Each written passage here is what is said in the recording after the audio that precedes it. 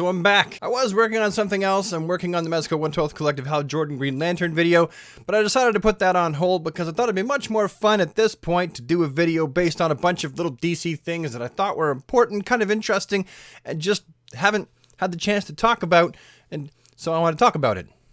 Because I could do that. It's my channel. And this stuff's kind of interesting too, so let's do an episode of DC Talking Points. DC Talking Points, DC Talking Points. Sorry, my guitar's out there. I didn't want to get up. I don't know why you guys put up with this crap. So earlier this week, it was revealed finally from the mouth of the Affleck as to why he didn't want to return to his role as Batman in the DC film universe. For those of us who know anything about Ben Affleck, we know that he's had a real battle with alcoholism for quite a while. And essentially what happened is, and I quote, I showed somebody the Batman script. They said, I think the script is good. I also think you'll drink yourself to death if you go through with what you just went through again. Basically, as far as my understanding go, there were a lot of behind the scenes issues, and I'm sure that whole kerfuffle with Justice League being an absolute crap storm, people really hating it or really loving it. For someone who's a recovering alcoholic, that kind of stress can be incredibly detrimental. So in the end, I feel like he made the right decision. For whatever the actual real reasons were, if he's admitting that stepping away from the role of the Batman was a decision that was based on saving his health so he wouldn't fall back into alcoholism, which, let's admit it, that can be incredibly embarrassing and incredibly debilitating and incredibly demoralizing, I think he made the right decision, and I wish him all the best. Now, just to stay on Batman movie news just for a few more moments, remember how last week Matt Reeves broke the internet by revealing over on his Vimeo page some test footage of the brand new Bat suit? Remember that? That was kind of big. Broke the internet. Totally destroyed it. Anyone who is into pop culture, DC Comics, comic books in general, was jumping on that and making a video about it.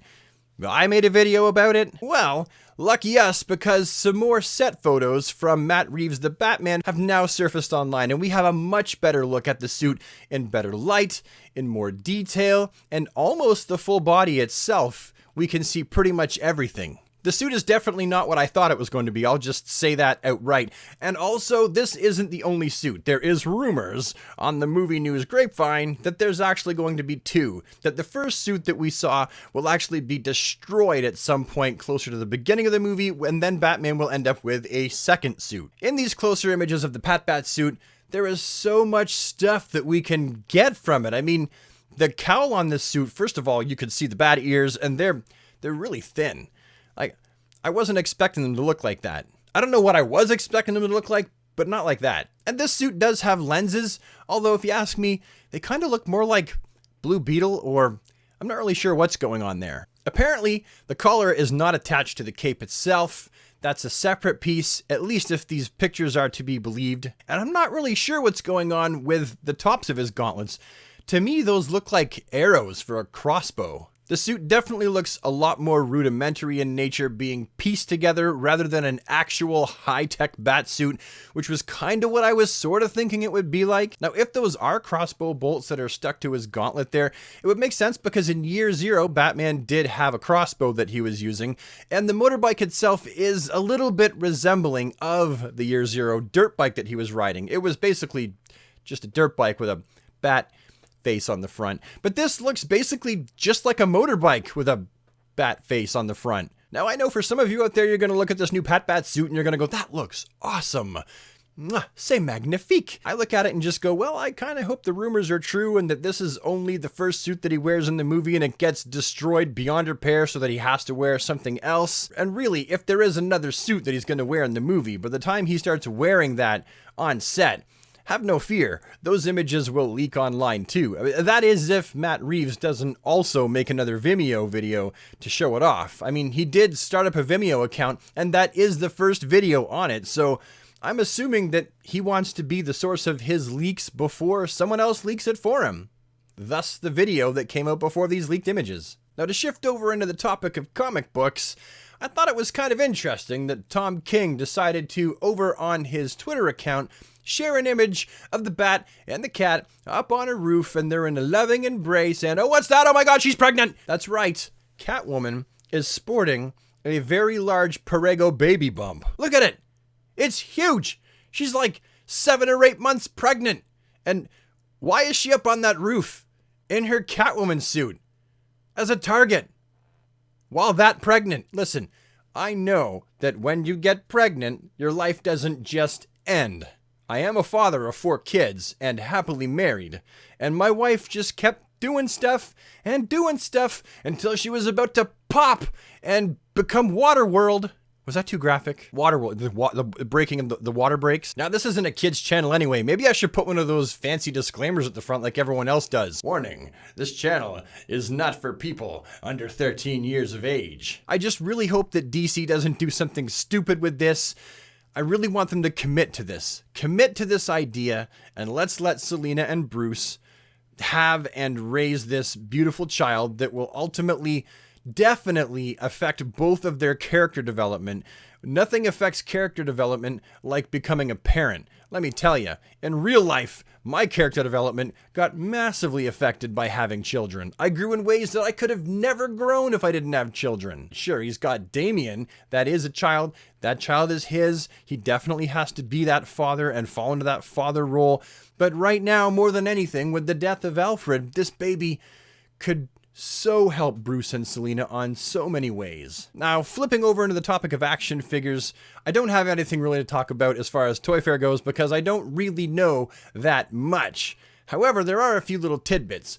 For one, remember how DC Collectibles used to be called DC Direct back in the day, and then around 2011 they decided to change the name to DC Collectibles, which really just ends up confusing almost every search engine that you type for things in, because a lot more than just DC Collectibles product shows up. Well, they've decided to go back to their classic antiquitous name of DC Direct. Yay! I actually like that name better than DC Collectibles. DC Direct. Direct from the source. I liked it better. So going back to that, to me, is a good thing.